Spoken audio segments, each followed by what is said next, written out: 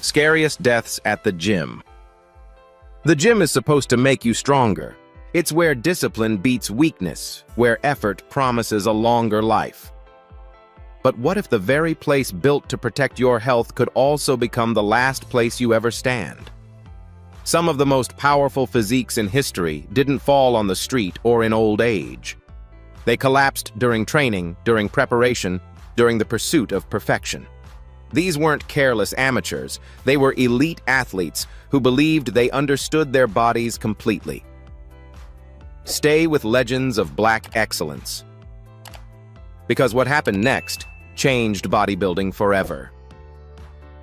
Shawn Rhoden. Shawn Rhoden's story is one of the most powerful and unsettling in modern bodybuilding. Born in Jamaica and raised in the United States, Rhoden entered the sport later than most elite competitors.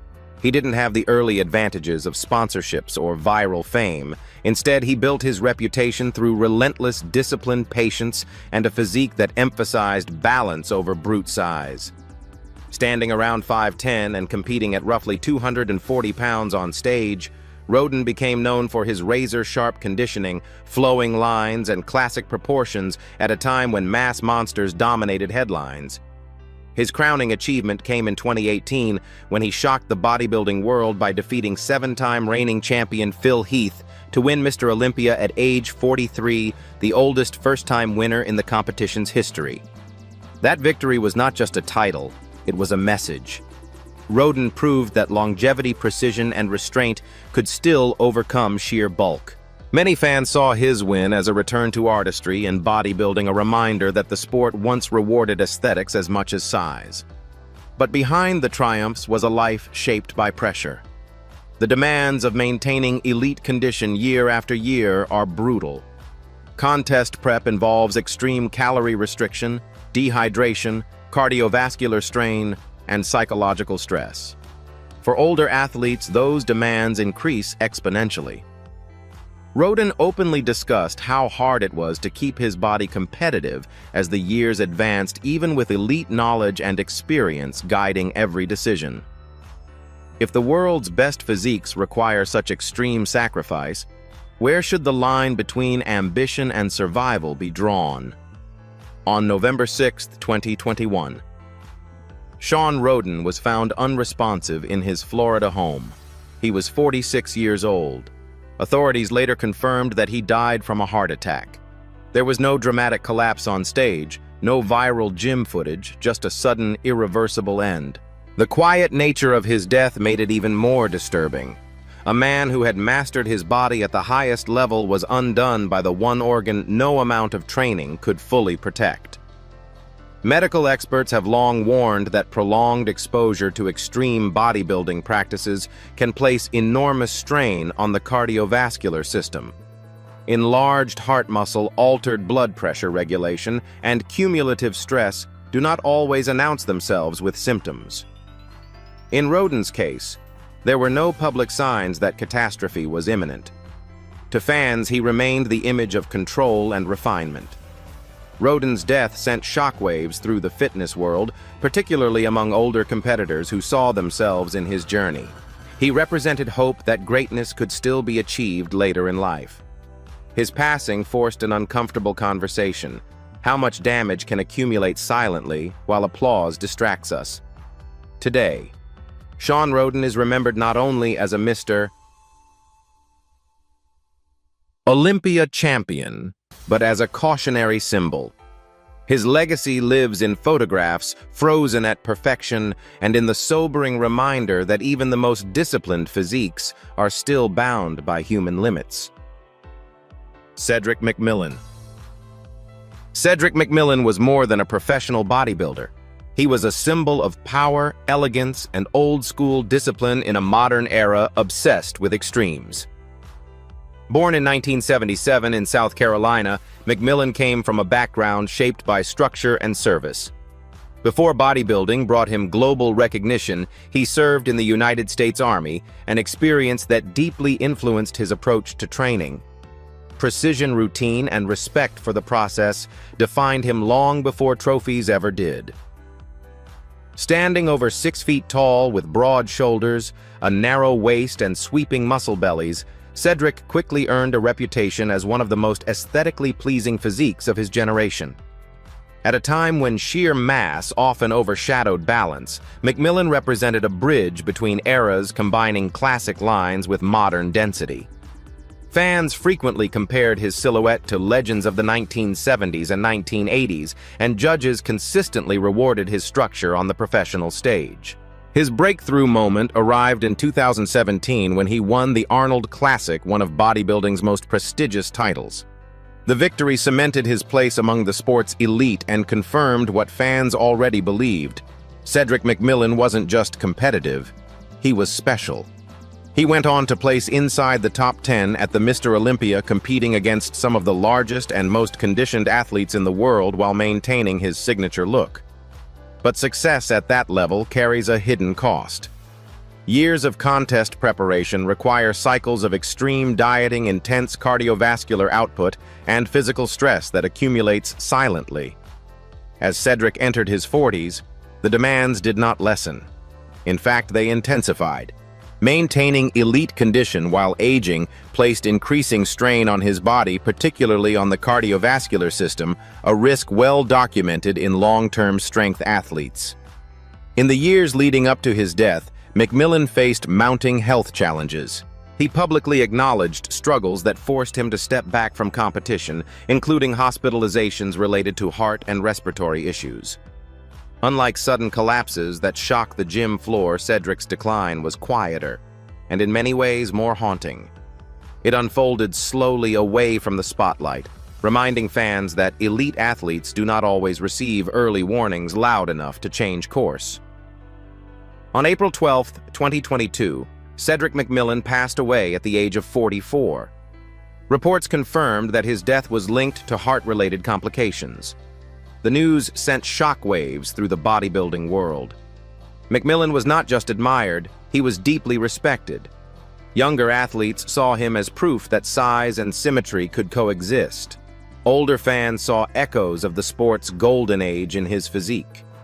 Medical experts have long warned that chronic high-intensity resistance training, especially when paired with extreme body weight manipulation, can contribute to cardiac remodeling over time. Enlarged heart muscle, impaired electrical signaling, and reduced recovery capacity often go unnoticed until a critical event occurs.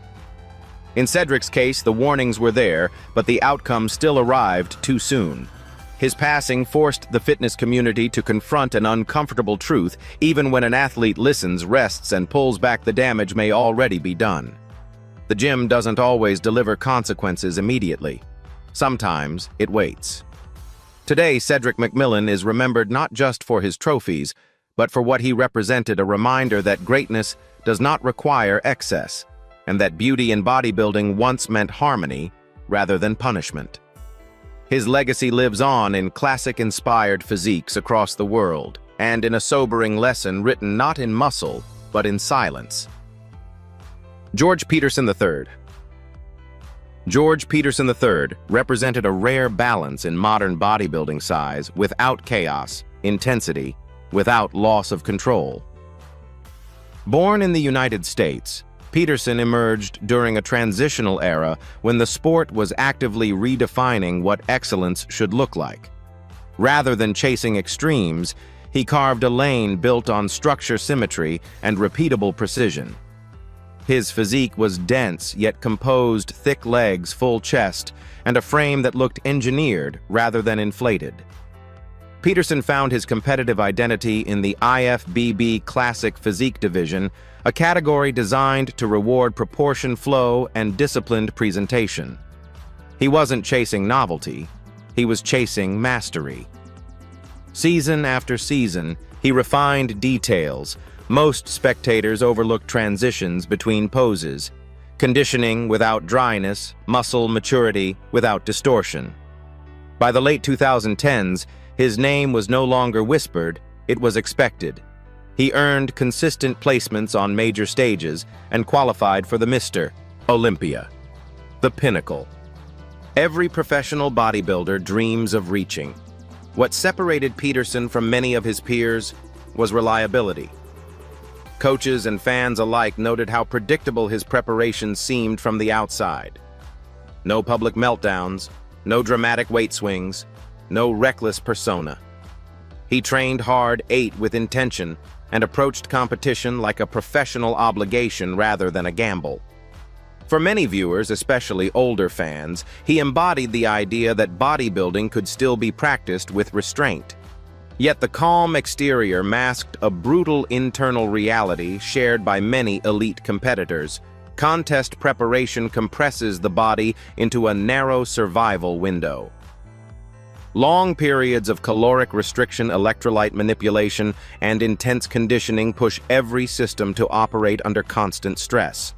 The cardiovascular system in particular absorbs that load quietly. If an athlete looks composed, disciplined, and in control, does that mean the body truly is? In October 2021, George Peterson was in Orlando, Florida, preparing to compete at the Mr. Olympia, the exact moment when the human body is pushed closest to its physiological edge. Days before stepping on stage, Peterson was found unresponsive in his hotel room. He was 37 years old. Authorities later confirmed that he had died from cardiac-related causes. The shock reverberated through the fitness world not because Peterson was reckless, but because he wasn't. He was experienced. He was qualified. He was doing what hundreds of professionals do every season. His death forced a harsh reckoning. Even controlled preparation can cross invisible thresholds. At peak condition, heart rate variability is often impaired. Blood volume is reduced, and the heart works harder to circulate thicker blood through dehydrated tissue. Medical literature has repeatedly shown that these factors elevate the risk of fatal arrhythmias, especially in the final days before competition. Peterson's passing was especially haunting because it occurred in silence. No gym collapse, no failed lift, no warning signs broadcast online. One moment he was an Olympia competitor. The next, he was gone. The stage lights never came on. In the aftermath, fellow athletes spoke openly about fear they rarely admitted before. His death wasn't dismissed as an outlier. It was recognized as a mirror. Many saw themselves in his routine, his discipline, his calm approach. That made the loss deeply personal. George Peterson III is remembered today not only for his physique, but for what his story revealed, that even precision has limits. That structure does not guarantee safety, and that the most frightening gym-related deaths are not always loud or violent. They are the ones that arrive quietly at the exact moment perfection is achieved. Chris Dickerson. Chris Dickerson's journey through bodybuilding was unlike any other, and that difference is what makes his story both inspiring and sobering. Born in 1939 in Montgomery, Alabama, Dickerson came of age in a period when professional bodybuilding was still finding its identity. The sport had no guaranteed money, little mainstream respect, and almost no safety net. What it demanded instead was relentless consistency over decades, and Dickerson delivered exactly that. He wasn't built overnight, and he wasn't built for shock value. He was built for endurance. Standing just under 5'6", Dickerson never chased sheer mass. His body was sculpted with precision-round muscle bellies, clean separation, and a presentation style that emphasized grace rather than intimidation. At a time when size was steadily increasing, Dickerson's physique stood out for its balance. Judges noticed, fans remembered, and over the course of more than 30 years of competition, he accumulated one of the longest elite careers the sport has ever seen. His defining moment came in 1982, when at 43 years old he won the Mr. Olympia title, becoming the oldest Olympia champion at the time. That victory was historic for multiple reasons. It shattered the belief that bodybuilding belonged only to the young, and it proved that longevity itself could be a competitive weapon. For older fans, Dickerson symbolized possibility proof that discipline, not just genetics, could carry an athlete to the top, but longevity has a hidden cost. Dickerson competed in an era before modern cardiac screening, before today's conversations about long-term heart remodeling, and before recovery, science became widespread. Training volume was high, rest was often undervalued, and preparation protocols were aggressive. Over decades, those stresses do not disappear, they accumulate. After stepping away from full-time competition, Dickerson remained deeply connected to fitness. He trained, mentored, and stayed physically active well into older age. To the outside world, he appeared to have done everything right, retiring with dignity, maintaining health, and avoiding the dramatic crashes that haunted so many peers. That perception made what came next especially unsettling. In March 2021, Chris Dickerson passed away at the age of 82. Reports confirmed that his death was related to heart failure. There was no controversy, no scandal, and no sudden collapse in a crowded gym. His passing was quiet. And that silence is what makes it relevant to the title, Scariest Deaths at the Gym. Fear does not always come from violence or shock. Sometimes it comes from realization.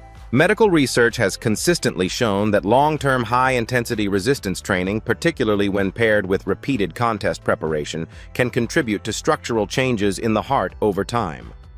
These changes may remain stable for years, even decades, before gradually reducing the heart's ability to adapt to stress. In older athletes, the margin for recovery narrows. The damage may no longer be dramatic, but it can still be decisive. Dickerson's story forces a different kind of reflection than younger tragedies. He didn't fall chasing fame. He didn't collapse mid-set. He lived long enough to see his legacy secure. And yet the very lifestyle that sustained his success also shaped the ending of his life. That contradiction is difficult to ignore. Today, Chris Dickerson is remembered as a pioneer, a champion who expanded what bodybuilding could look like, who proved that artistry and discipline could outlast trends. But his life also stands as a reminder that the gym's impact does not end when competition does. The body remembers every year of strain even when the trophies are long behind us. Serge Nubret. Serge Nubret was not just a bodybuilder, he was an ideology. Born in 1938 on the island of Guadeloupe and later based in France, Nubret embodied a radically different vision of what physical excellence meant. At a time when bodybuilding was steadily drifting toward mass at all costs, Serge represented something older, purer, and far more demanding endurance density and relentless repetition. His body wasn't built to shock in a single glance. It was built to endure scrutiny from every angle. Standing around 5'10" and competing near 200 pounds, Nubret's physique was defined by thick, round muscle bellies, an iron chest, and a conditioning style that seemed to last forever. He was famous for training with extraordinary volume, often performing hundreds of repetitions per muscle group in a single session. Unlike many of his contemporaries, Serge rejected heavy maximal lifts. Instead, he believed constant tension and blood flow were the keys to muscle longevity. That philosophy earned him the nickname, the Black Panther Fluid, controlled and unyielding. Nubret competed at the highest level for years, earning multiple top placements at Mr. Olympia, including a runner-up finish in 1975. He stood shoulder to shoulder with icons like Arnold Schwarzenegger, Lou Ferrigno, and Franco Columbu, yet remained unmistakably himself. His international fame expanded beyond bodybuilding after appearing in the legendary documentary Pumping Iron, where his calm confidence and unapologetic pride left a lasting impression on audiences worldwide. But Serge's true influence extended beyond trophies. He became a vocal critic of excessive size and extreme chemical enhancement, warning that bodybuilding was drifting away from sustainability. Ironically, his own methods, while different, were no less punishing. Training for hours daily, maintaining strict dietary discipline, and sustaining ultra-low body fat for extended periods placed immense long-term stress on the cardiovascular system. If a training philosophy avoids heavy weights but demands endless volume, does that truly protect the heart, or simply stress it differently? As the decades passed, Nubret remained physically active and mentally sharp, but his health gradually declined. Years of relentless training had reshaped his body in ways not immediately visible. Medical research now shows that chronic high-volume resistance training can contribute to cardiac remodeling, especially when paired with sustained low body fat and limited recovery. These changes do not always trigger early alarms. Instead, they quietly reduce the heart's adaptive reserve. In April 2011, Serge Nubret passed away in Paris at the age of 72. While official statements cited health complications, his death was widely understood to be linked to cardiovascular decline after a lifetime of extreme physical discipline. There was no gym collapse, no viral footage, and no final competition. His passing was subdued, almost understated, much like his demeanor. Yet that quiet ending is precisely what aligns his story with the theme, Scariest Deaths at the Gym. Fear doesn't always come from sudden catastrophe. Sometimes it comes from realization. Nubret lived longer than many of his peers, but his life illustrated a chilling truth. Even training philosophies designed around longevity can exact a long-term toll. The heart, unlike muscle, does not regenerate endlessly. It adapts until it can't. Serge Nubret's legacy remains complex and deeply influential. He inspired generations of bodybuilders to prioritize aesthetics, discipline, and self-respect over reckless excess. At the same time, his life reminds us that no system is immune to biology. Whether through heavy weights or endless volume, the gym always keeps a record. Today, Nubret is remembered as a legend of grace and intensity, a man who proved that strength could be elegant. But his story also stands as a sobering reminder that the most frightening gym-related deaths are not always sudden. Sometimes they are decades in the making. Don Youngblood. Don Youngblood occupied a unique space in bodybuilding history, one where competitive ambition, physical power, and mainstream visibility quietly intersected. Born in the United States, Youngblood came up during a period when bodybuilding was still fighting for cultural legitimacy. Sponsorships were scarce, media exposure was limited, and the sport offered little financial security. Those who pursued it did so largely out of obsession, not comfort. Youngblood was one of those men.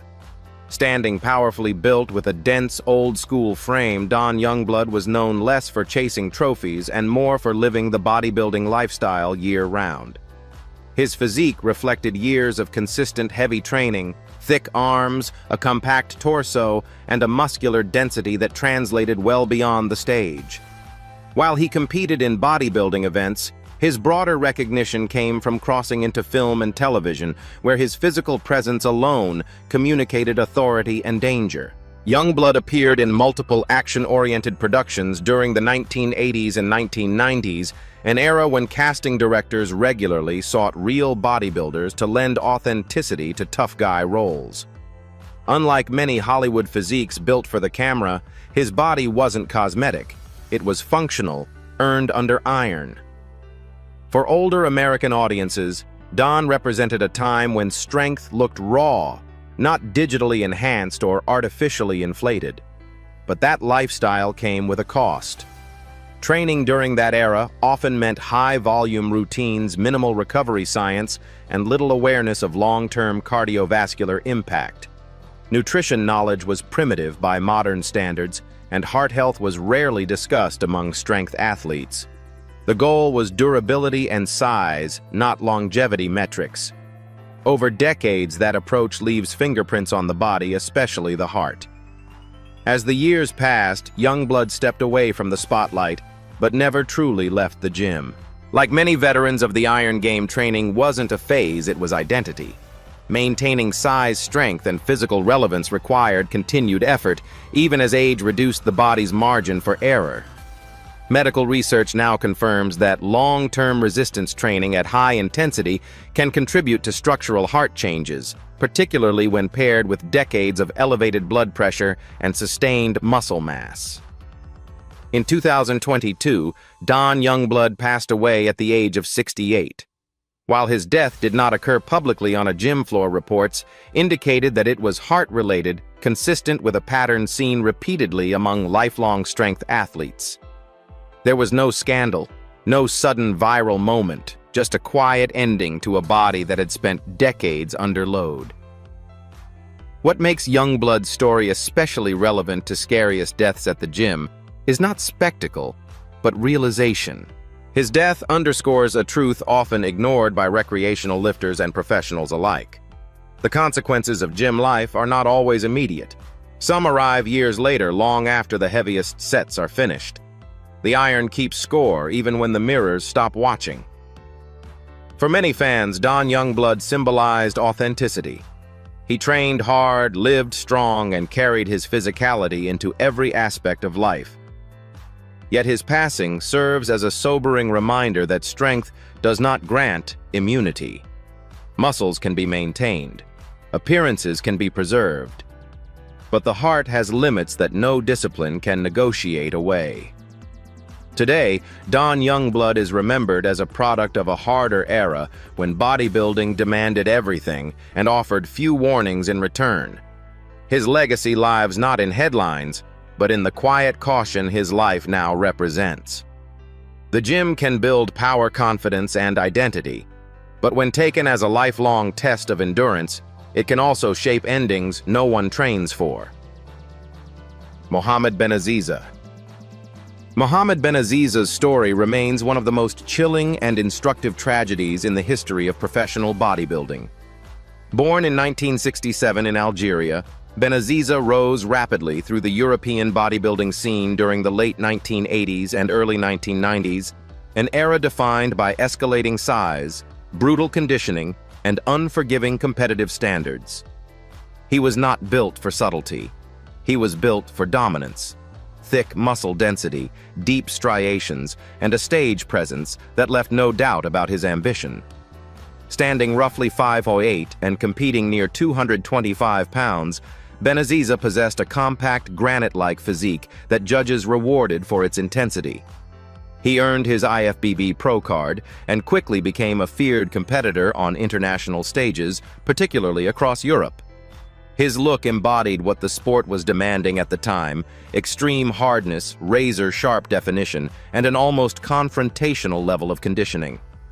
Fans admired him, rivals respected him, promoters booked him, but the cost of achieving that look was severe. Preparation protocols during this period relied heavily on extreme dehydration, aggressive diuretics, and prolonged electrolyte manipulation practices that were poorly regulated and dangerously normalized. The heart, dependent on precise mineral balance to maintain rhythm, becomes especially vulnerable under such conditions. When winning requires pushing the body beyond its natural safeguards, who decides when the price is too high? In September 1992, Mohammed Benaziza competed in the Grand Prix of Holland. Witnesses later recalled that he appeared unusually exhausted after stepping off stage. Within hours, he became violently ill. He was rushed to a hospital, but despite emergency efforts, Benaziza died at just 33 years old. Medical reports confirmed acute heart failure compounded by severe dehydration and electrolyte imbalance.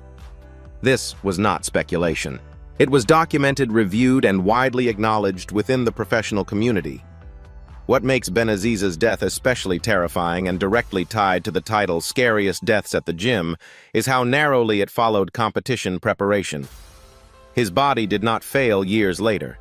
It failed immediately when the margin between peak condition and systemic collapse disappeared. The same practices that sharpened his physique destabilized the electrical signals that kept his heart beating. Unlike sudden gym accidents or unexplained collapses, Benaziza's death exposed a structural flaw in the sport itself. At the time, there were no mandatory cardiac screenings, no standardized hydration protocols, and little accountability beyond the final posing round.